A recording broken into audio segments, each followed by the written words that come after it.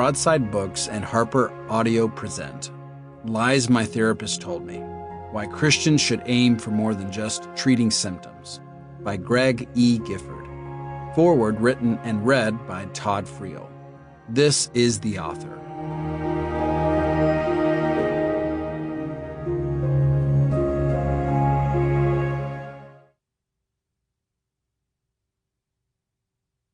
The information in this book has been carefully researched by the author and is intended to be a source of information only. While the methods contained herein can and do work, readers are urged to consult with their physicians or other professional advisors to address specific medical or other issues that may be causing an inability to stick with it. The author and the publisher assume no responsibility for any injury suffered or damages or losses incurred during or as a result of the use or application of the information contained herein. Names and identifying characteristics of some individuals have been changed to preserve their privacy. To the Masters University for Christ and Scripture. The natural person does not accept the things of the Spirit of God, for they are folly to him, and he is not able to understand them because they are spiritually discerned. The spiritual person judges all things, but is himself to be judged by no one. For who has understood the mind of the Lord so as to instruct him? But we have the mind of Christ. 1 Corinthians chapter 2, verses 14 through 16. Forward. A name game is being played, and the spoils of victory are substantial and very, very personal. Here's how it works. In 1980, a fidgety kid would have been diagnosed with AIYP, ants in your pants. The cure was a healthy dose of exercise and extra chores.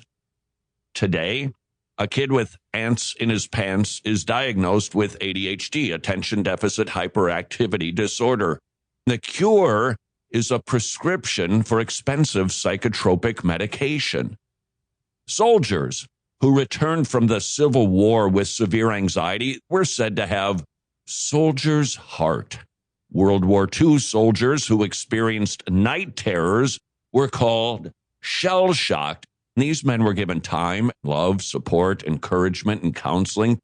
Today, if a soldier returns from war and struggles with anxious thoughts, nightmares, and flashbacks, he's diagnosed with post-traumatic stress disorder and offered a cocktail of medications. The list goes on and on. Melancholy is now called clinical depression.